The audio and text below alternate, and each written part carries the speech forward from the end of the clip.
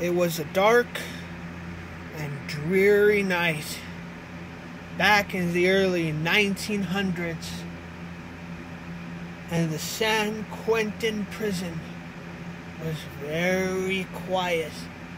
Not a sound was to be heard. Mr. Kogut sat in his cell, absolutely horrified at the situation that was about to happen. He could see himself walking up the steps to the noose that was before him.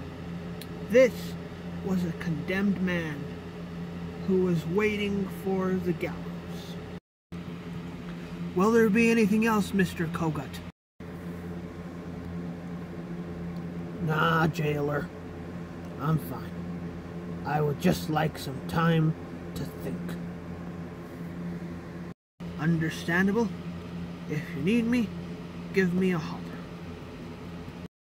It seemed that Mr. Kogut's future was over, that he was to be hung on the gallows. But suddenly, a new light came into his lusterless eyes. Jailer! Jailer! Actually, jailer! There is something I do need. Yes, Mr. Kogut.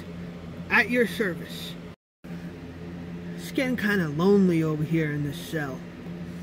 You think you could give me a deck of playing cards? Of course. That is an allowed item on your list. I'll be right back. Here's your playing cards, Mr. Kogut. Thank you very much. Now, Mr. Kogut was a very wise and cunning man. He knew that playing cards were made, the red hearts and the red diamonds in them at least, were made of an explosive material. So he began to work quickly, creating a deadly pipe bomb. He took a piece of hollow tubing off the edge of his bed, and he fastened it with playing cards. And after that, he poured water in it to soak the playing cards and making it airtight. And when this was finished, he took the pipe bomb and lit it over a lamp that was in his cell. The pipe grew hot, and when it was all ready, he leaned his head over with his head close to his deadly toy. How long he waited, no one knows. But in the early morning hours, a terrific explosion rocked the San Quentin prison. The guards, however, thought that there was a prison break. So they ran to make sure all the prisoners were still in their cells. But when they got to cell 1651, they were utterly horrified, for the walls were dripping crimson. Now, I know what you're thinking. Yeah, it's not what it looks like. It is not what it looks like. So what actually happened was that this guy, William Kogut, his name is, what actually happened is he, well, let's just say that he also asked for a triple cheeseburger when he was asking for his deck of playing cards. Yes, that is what happened. And the pipe did explode, but he was not hurt. The walls dripping crimson, how that's explained? Yeah, the cheeseburger was the one that exploded, and the walls were basically dripping ketchup. Yes, that is a more PG related, or a more PG version of this story. So yes, continue with the walls being made at, or with the walls dripping, as I should say, with ketchup. Continue. Mr. Kogut, what is the meaning of this? The walls are dripping with ketchup. Ah, yes, guard. The walls are dripping with ketchup. That is weird. I don't know what the cause of that is. Nonsense, Kogut. You know exactly what the cause of that is. What and why are the walls dripping with ketchup? Well, you know how, like, my burger was, like the burger that I ordered, you know, with my last meal request. Yes.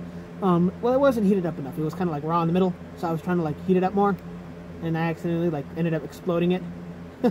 Yes, that is what happened. I was not trying to escape the prison. That is what happened. I accidentally exploded a hamburger in my cell. That's exactly what happened. Okay. I can't think of a reason why you'd make that up. That's just weird and bizarre, and, well, you're not getting another burger. Yes, yes. Send in my train for Mr. Kogut. He should be escaping the prison right about now. What's this? Let me see this. Thomas the train station? Oh, so you were trying to escape, weren't you? At least all's well ends well. Yeah. You're getting another 6 months in prison, Mr. Kogut. End of story. The end. Thank you guys so much for checking out this story. And yeah, thank you so much for checking out this story. I hope you guys absolutely loved it. This is based on a true story. You can go look it up. But yeah, this is based on a true story. And thank you so much to all my wonderful actors and Pizza Master Knight, our main man who narrated this entire thing. And of course, a round of applause for me, myself, for, you know, directing the whole thing. And a shout out to the audience members and Thomas the Train's timely service for the part of his story that was, you know, like written in at like the last minute. And of course, thank you to the actors that actually did all the acting. So, yes, thank you very much. Thank you very much. Thank you very much. And again, this is a true story. So, if you want to go look it up, feel free to do so. Thank you.